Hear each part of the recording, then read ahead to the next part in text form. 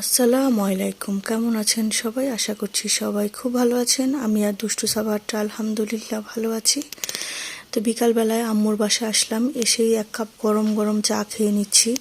ইদানিং এত ঠান্ডা পড়েছে এই বছর, মানে শীতে পুরো গা কাঁপে লিটারালি, মানে কম্বলের নিচ থেকে বের হলেই মনে হয় যে শীতে প্রচুর গা কাঁপছে। তো এই যে দেখেন, মুয়াজ বেবিটা বিকালে একটু ঘুমিয়েছিল, এরপরে এসে বোনের সাথে ঘুম থেকে উঠে দেখে আমরা এসেছি, সে যে কি খুশি মহা। তারপরে যে বোনের সাথে সে ফুটবল খেলে নিচ্ছিল। তারপরে রাতে আম্মু তেহারি, তারপরে রোস্ট কাবাব, এগুলো ছিল রাতের খাবারে, আম্মু করেছিল এগুলো। তারপরে এই যে দেখেন, বাঙালি জাতি যত কিছুই মানা করা হোক না কেন, নিউ ইয়ারে এই যে ফানুস উড়ানো, তারপরে এই যে আতশবাজি ফুটানো, এগুলো নিষিদ্ধ করেছিল, কিন্তু তারপরে এত বেহাইয়া জাতি আমরা করেছি। আর সাবাত বাচ্চাটা তো বুঝে না, সে একটু শব্দ পেয়ে বারান্দায় দৌড়ে এসেছে, বলছিল যে মাম্মাম কি যেন হচ্ছে। তো আমি বললাম আচ্ছা আসো তোমাকে দেখাই কি হচ্ছে। তো এই যে সে দেখছিল আর হাসাহাসি করছিল, সে একটু এনজয় করেছে, কারণ ইদানিং সে একটু একটু করে সব জিনিসই বুঝতে পারছে।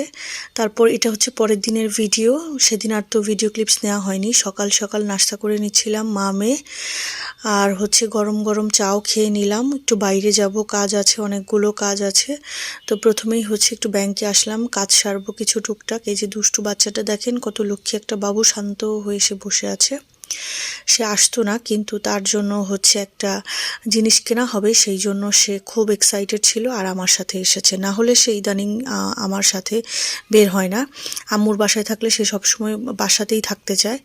এরপর এখানে কুপার্স পেলাম, তো এই কুপার্সে সে ছোটোবেলা থেকেই আসে, আর এখানে এসে বাইকটার কাছেই দাঁড়িয়ে থাকে, আর দাঁড়িয়ে বসতে চায়, তারপরে ছবি তুলতে চায়। তো এবার আর বসাইনি, কারণ এর আগে ছোট ছিল যখন, তখন বসাতাম। এখন সে মাশাল্লাহ বড় হয়েছে, বাইকটা আবার পড়ে গেলে বা কিছু একটা ক্ষতি হলে তখন দেখা যাবে একটা প্রবলেম হচ্ছে। তারপরে খাবার চলে আসলো, অর্ডার করেছিলাম আমরা চিকেন স্যান্ডউইচ, আর এটা চিকেন রোল হবে। তো দুটোই ভালো ছিল, টেস্টি। এগুলো আমরা প্রতি সময়ই খাই, ভালোই লাগে। এই যে দেখেন, সে একটা গেমিং ভিডিও কিনবে, তো সেই কারণেই আমার সাথে এতগুলো টাইম সে স্পেন্ড করেছে, না হলে সে কিন্তু আসতোই না। যে তার পেয়ে গিয়েছে তার যেইটা দরকার ছিল। তো তারপরে যেহেতু আজকে নিউ ইয়ার, আর সাথে তার জানুয়ারির 1 তারিখে বার্থডে, তো এবারের বার্থডেটা সে তার আমদের সাথেই কাটানোর সিদ্ধান্ত নিয়েছে। তো একটা কেক নিতে আসলাম সুমিস হট কেক থেকে। তো সে এবার বললো সে নাকি এবার ব্ল্যাক ফরেস্ট ফ্লেভারের কেক নিবে। তো যাই হোক, কাজটা শেষ করে একদম সন্ধ্যার আগ মুহূর্তে আসলাম।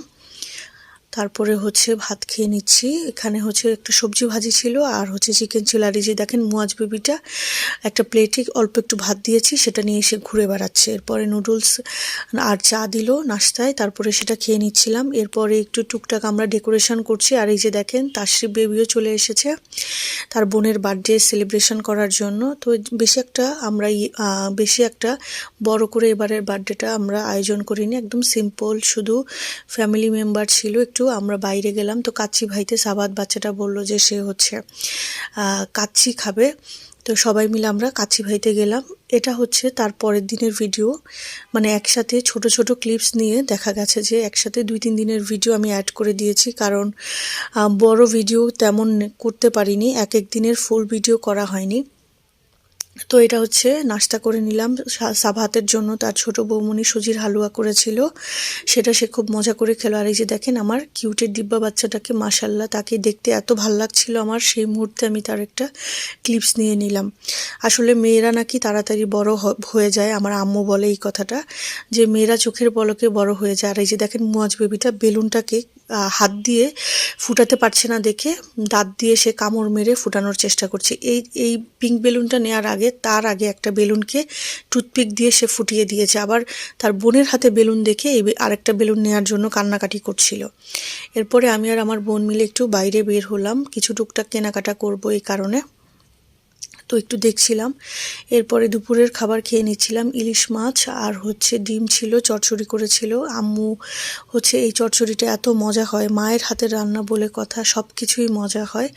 এরপরে সাথে ছিল গরুর মাংস। তারপরে বিকালে আমার বোন চলে গেল, আমিও চলে আসবো ভাবলাম, কিন্তু আম্মু বলল যে একবারে তুমি সন্ধ্যায় যাও। তো কি আর করা, এরপরে হচ্ছে রয়ে গেলাম। আমার হচ্ছে ভাইয়ের শাশুড়ি মা, ছোটো ভাইয়ের শাশুড়ি মা, সে পিঠা এনেছিল, তো পিঠাগুলো খেলাম।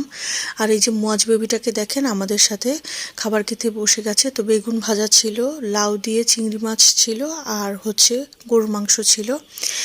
তো এই যে ছোট ছোট চিংড়ির পিসগুলো দিয়ে খেতে কিন্তু লাউ রান্না করলে ভালোই লাগে। তো আজকের ভিডিও ছিল এই পর্যন্ত, সবাই ভালো থাকবেন।